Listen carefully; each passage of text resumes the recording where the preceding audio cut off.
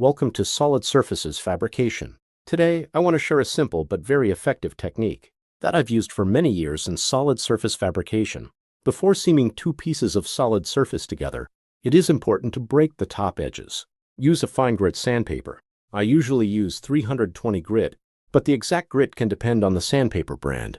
Make a quick, light pass over the top edges. This is especially important for highly visible seams and for darker colors. Breaking the edge helps the adhesive fuse better. This creates a cleaner, more seamless finish with no lines. When I started fabricating over 25 years ago, I struggled with many bad seams. There was always a visible line. Through trial and error, I discovered the problem was leaving the edges too sharp. After cutting with a router, a sharp edge from the router does not always make the seam inconspicuous. Lightly breaking the edge with fine sandpaper allows the adhesive to fuse better, and the seam is as good as seamless. Many fabricators believe a sharper edge makes a better seam. Based on my experience, this is not true. Proper edge preparation is the key to professional quality seams. In future video, I will show a live step-by-step demonstration of this seaming technique. Thank you for watching. See you next time.